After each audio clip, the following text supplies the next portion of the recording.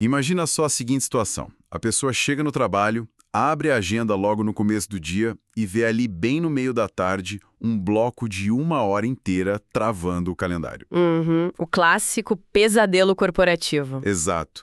E o pior é o título do convite. É sempre uma palavra super genérica, tipo alinhamento ou sincronização. Nossa, sem pauta nenhuma, né? Nenhuma. Zero pauta. E aí tem, sei lá, umas 10 pessoas convidadas. É aquele frio na barriga instantâneo. Acho que todo mundo que já pisou no escritório, ou até mesmo no trabalho remoto, já sentiu esse pavor absoluto de entrar numa sala sabendo que os próximos 60 minutos vão ser bom.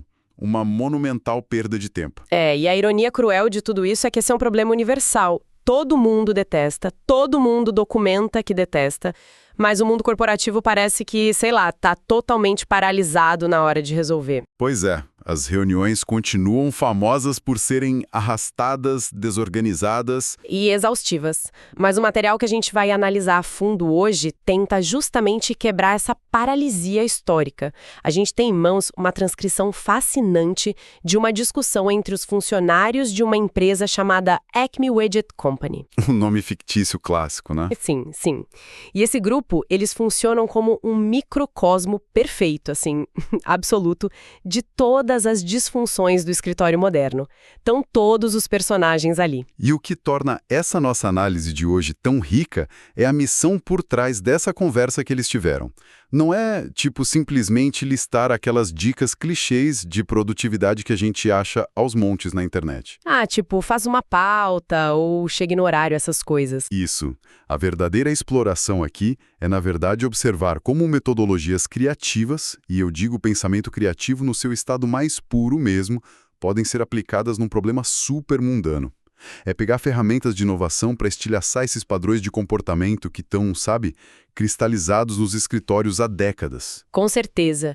E para consertar um estrago estrutural desse tamanho, o primeiro passo lógico que a gente tira do texto é dissecar os curativos antigos. Aqueles que já falharam, sabe? Os famosos band-aids que não colam mais. Exatamente. Na transcrição da Acme, a gente vê essa dinâmica clássica se desdobrar através de um personagem bem específico. É um gerente veterano, um cara com tipo 30 anos de casa. Nossa, 30 anos é uma vida inteira dentro da mesma cultura. É muito tempo. E durante a discussão, ele faz questão de se gabar dessa bagagem toda. Ele declara de uma forma bem imponente que ele não chegou onde está hoje depois de 3 décadas por não saber como conduzir uma reunião. Olha, essa frase isolada já entrega o jogo inteiro pra gente. Totalmente. Porque ela expõe uma barreira psicológica gigante que impede o progresso nas empresas, que é a armadilha da experiência. O famoso sempre fizemos assim e deu certo. Pois é. Quando alguém passa a vida inteira dominando as regras não escritas de um sistema que é falho, essa pessoa cria um viés de status quo quase impenetrável. Tipo, o cara sabe quem fala primeiro, ele domina o tom de voz para interromper alguém de um jeito educado, sabe se posicionar na cabeceira da mesa. Sim, ele joga o jogo muito bem. Exato, mas jogar bem não significa que o processo é bom. O gerente lá da Acme, ele confunde essa familiaridade toda que ele tem com o formato com a eficácia real do negócio. É uma falsa sensação de eficiência. Ele domina a disfunção. E o resultado prático dessa mentalidade, que o texto mostra bem, foi a grande, e eu coloco grandes aspas aqui, inovação que a liderança tentou implementar uns 5 anos atrás. Essa parte é hilária e trágica ao mesmo tempo. Muito trágica. A estratégia genial deles para otimizar o tempo foi decidir que, antes de cada encontro, a caixa de entrada de todo mundo seria simplesmente inundada. Inundada com dezenas de e-mails, né? Isso, e-mails enormes, anexos detalhando cada vírgula dos itens que iam ser falados, e a transcrição revela que a equipe, olhando para trás agora, considerou essa iniciativa um fracasso absoluto. Eu fiquei pensando numa analogia visual para isso enquanto lia. É o equivalente a você tentar arrumar um armário que está super abarrotado e caótico. Tá, e o que a empresa fez? Eles simplesmente pegaram uma montanha de roupas novas, jogaram lá dentro de qualquer jeito e empurraram na porta com força usando o peso do corpo. Nossa, perfeita imagem. Não organiza nada. Não organiza, não categoriza, não limpa, a bagunça original só mudou de endereço.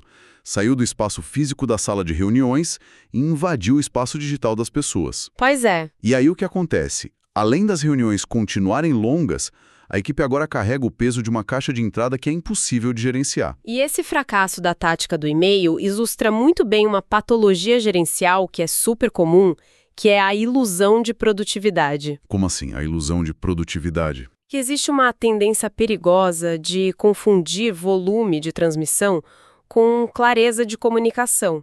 Tipo, disparar meia dúzia de mensagens gigantes cria a sensação psicológica para o remetente de que o trabalho está feito. Ah, o famoso mandei o e-mail, agora o problema é seu. Exatamente isso.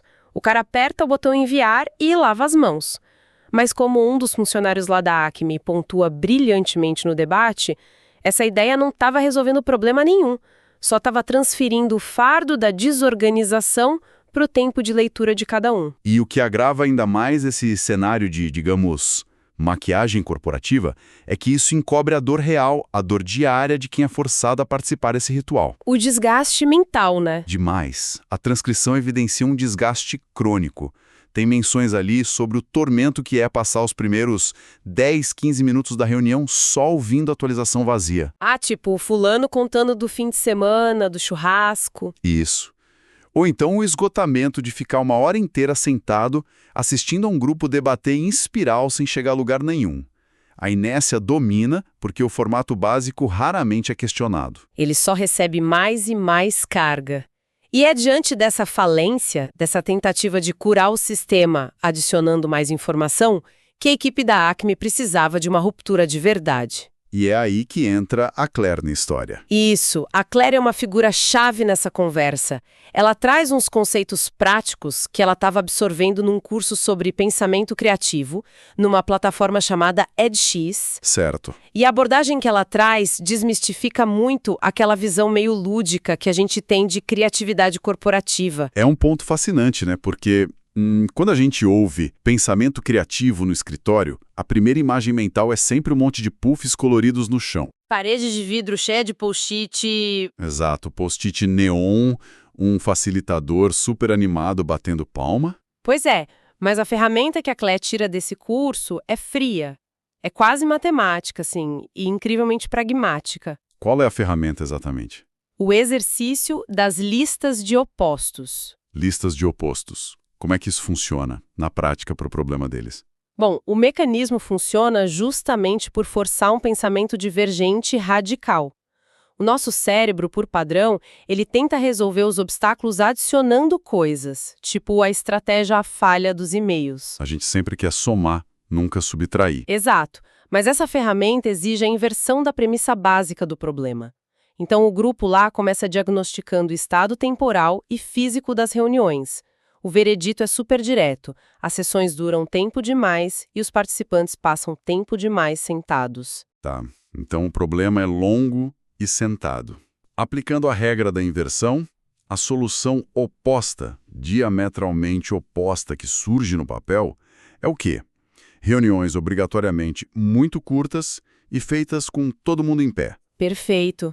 A sofisticação dessa inversão, que parece super simples, está no fato de que ela usa o ambiente físico para hackear o comportamento humano. Hackear o comportamento, gostei do termo. É isso mesmo. A lógica que a Claire defende é que aquele desejo de falar sem parar, de monopolizar a conversa, ele desaparece no instante em que a pessoa percebe que o grupo inteiro vai ter que suportar o peso do próprio corpo para ouvir aquele monólogo. Olha, eu vou ser sincero, quando eu li essa passagem das fontes, a minha luzinha de alerta do ceticismo piscou bem forte.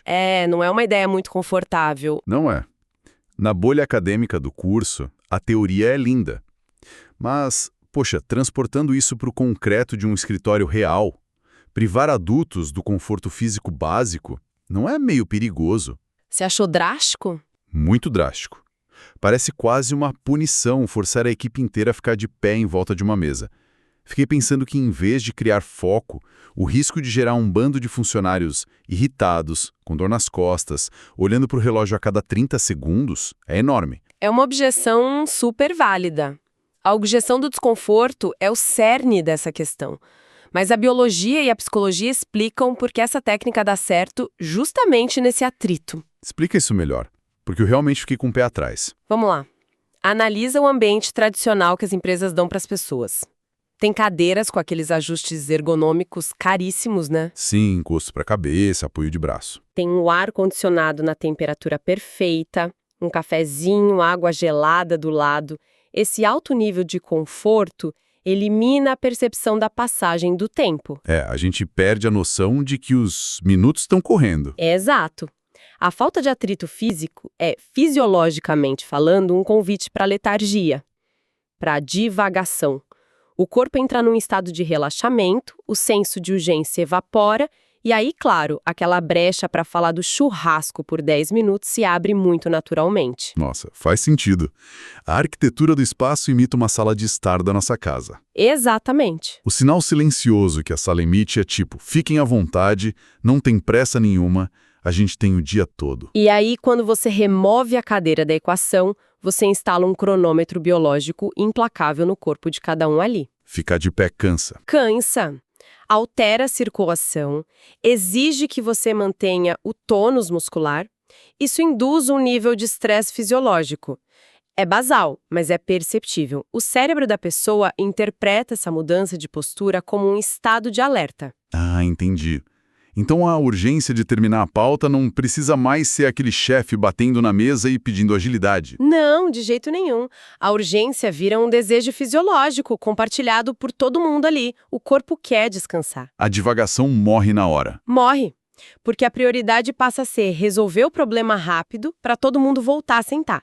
A pressão invisível dos colegas começa a trabalhar a favor de ser breve. Caramba, a biologia é literalmente manipulada para gerar velocidade. É como se o corpo humano operasse como um relógio de areia invisível, né? Uma ótima metáfora. Mas, me vem uma dúvida. A gente resolve a casca do problema, a mecânica da duração. Mas e a velocidade pura? Porque isso pode criar uma armadilha secundária, não pode? Como assim? Pensa bem, uma reunião super ágil, com todo mundo focado e em pé, mas debatendo os assuntos errados com maior vigor, continua sendo uma reunião inútil. Ah, sim. O desperdício de tempo só fica mais dinâmico. Exatamente. O miolo da questão, que é o conteúdo em si, exige uma intervenção diferente. Não basta só tirar a cadeira. Com certeza. E o desenrolar da conversa lá na Acme esbarra exatamente nesse gargalo, o gargalo da relevância. Eles percebem isso logo. Percebem. A equipe lá reconhece que uma parcela gigante de tudo que é falado nas sessões gerais não tem justificativa para estar ali. O sintoma clássico que aparece no material é a dominação da pauta. Nossa, quem nunca passou por isso? Uma fração minúscula das pessoas ali monopoliza o oxigênio da sala inteira. Para discutir um impasse técnico super nichado que só diz respeito a eles dois. Sim, enquanto o resto do grupo entra em coma, né? Uma apatia profunda, só esperando o martírio acabar. E para combater essa poluição de conteúdo, a Claire resgata um outro conceito do treinamento dela. É a ideia de examinar mais de perto, de sair desse piloto automático. Como eles aplicam isso na prática, para barrar esses assuntos nichados? Eles criam um mecanismo que funciona como uma triagem implacável. Para usar uma imagem visual, é como se eles contratassem um leão de chácara altamente treinado. O segurança da balada corporativa. Isso, um segurança fortão ali na porta da agenda, e antes de qualquer assunto ousar entrar na pauta oficial, ele tem que sobreviver a 2 perguntas eliminatórias na porta. 2 perguntas? Quais são? O primeiro critério que o filtro impõe é o da abrangência total. A pergunta é: quem de fato é afetado por esse problema? Tá, e se a resposta não for todo mundo? Se a resposta honesta não abranger absolutamente todas as pessoas convocadas, o assunto é rejeitado na hora da pauta coletiva. Barrado na porta. Barrado. Ele perde o direito de existir naquele espaço e é redirecionado para uma conversa paralela só com quem realmente é impactado. É uma limpa e tanto. E a segunda barreira? A barreira seguinte foca na tomada de decisão. A pergunta do leão de chácara é: o grupo inteiro precisa deliberar sobre isso? Ah, entendi. Porque às vezes o assunto afeta todo mundo, mas não requer decisão de todo mundo. Exato. Se for só um comunicado unilateral ou se a canetada final for só de 2 supervisores, o leão de chácara age de novo. O assunto não ganha pulseira VIP. De jeito nenhum. Ele é enxotado do calendário principal e forçado a acontecer num momento isolado ou vira um e-mail informativo. Sabe, parece uma mudança de protocolo até banal, se a gente pensar bem. Parece simples no papel. Sim, mas a aplicação prática disso bate de frente com uma coisa muito enraizada, que é o núcleo duro do ego nas estruturas corporativas. Nossa, você tocou no ponto nevrálgico agora. A resistência histórica a esse tipo de filtro revela as dinâmicas de poder que ficam ocultas nas empresas. Como assim, dinâmicas de poder? É que, historicamente, convocar reunião sempre foi uma exibição de força. É uma métrica de importância, sabe? Tem aquela tradição não dita onde o dono de um projeto sequestra o tempo de 10 colegas como uma forma de validar a gravidade do próprio trabalho. Caramba, é verdade. Tipo, olhem como o meu problema é complexo, eu preciso de 10 pessoas me ouvindo. Exato. E o efeito transformador dessas duas perguntas da Claire é que elas aniquilam o peso do cargo. Não importa se você é diretor ou estagiário. Não importa. O ingresso VIP não é mais dado com base em quem está pedindo o microfone. A natureza do assunto é que tem que provar o mérito ali na frente de todo mundo. Acontece uma transferência radical do ônus da prova. Isso. O peso brutal de ter que justificar o consumo do tempo dos outros passa a ser de quem está tentando emplacar o assunto na agenda. E essa dupla checagem funciona como um antídoto contra aquele modelo disfuncional, sabe? Aquele onde um monte de profissional vira refém silencioso, sabe? Refém de planilha, de dilema de outro departamento que nem cruza com a meta dele. E o resultado de colocar essa barreira de proteção na porta da pauta deve ser incrível. Porque, bom, quando as pessoas finalmente se reúnem... E lembrando, elas vão se reunir de pé, né? Bem lembrado, de pé, então o nível de engajamento atinge uma precisão cirúrgica. Exato. O tédio despenca. Porque cada pessoa ali sabe, sem sombra de dúvida, que o assunto afeta diretamente a entrega dela e precisa do julgamento dela. Olha, o que a gente vê se formar ao longo dessa discussão na Acme, misturando esse relógio biológico de ficar de pé, com a blindagem implacável desse filtro de relevância, é uma verdadeira aula de arquitetura comportamental. É brilhante. E a força dessas soluções fica ainda mais clara quando a gente observa a reação dos mais céticos lá dentro. O Bob? O Bob. Ele carrega a voz da cautela o debate inteiro, mas no fim ele acaba capitulando. Ele conclui que juntar essas duas táticas é, sim, um caminho muito sólido para eliminar a perda de tempo estrutural. Mas é bom pontuar que o Bob, pragmático como sempre, ele solta uma ressalva super madura antes da conversa deles acabar. Sim, ele não embarca totalmente na fantasia. Não, ele endossa o ganho de velocidade, ele apoia o corte de desperdício, mas ele dá uma freada na ilusão de que essas inovações vão deixar todo mundo radiante do dia para a noite. Ele entende a natureza humana. Alterar a fisiologia das pessoas, tirando as cadeiras e mudar as regras de poder colocando um filtro na pauta, isso destrói as zonas de conforto. E o ser humano luta com unhas e dentes para proteger a zona de conforto, né? Mesmo quando admite que a zona de conforto é péssima e disfuncional. Mudar processo corporativo sempre dói, mas ficar estagnado gera um custo oculto muito mais grave. Com certeza. A grande lição que a gente tira de todo esse microcosmo da Acme é a democratização do pensamento divergente. Fica muito provado que aquele olhar criativo não precisa ficar trancado no departamento de marketing ou no setor de pesquisa e desenvolvimento. Ferramentas como a lista de opostos são essenciais para expor essas premissas invisíveis que seguram processos ineficazes. É ter a coragem de olhar para uma sala de reunião padrão e perguntar simplesmente por que tem cadeiras aqui?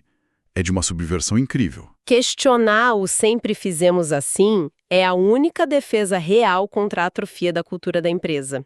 E esse caso mostra que inovar não depende de comprar software milionário. Depende só de vontade política para reorganizar o espaço físico e impor limite real no tempo dos outros. Exatamente. Mas, sabe, observando toda essa máquina de alta eficiência ser desenhada, me surgiu uma ramificação inesperada aqui. Qual? Tem um dilema embutido nessa história que os funcionários da Acme não chegaram a destrinchar, mas que deixa um eco muito importante para quem está escutando a gente.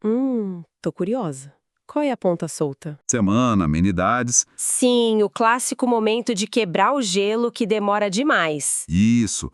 E o novo modelo projetado, que é focado em urgência, em pé, estritamente filtrado pelo leão de chácara, ele erradica completamente a chance de ter essa interação social naquele espaço. Verdade.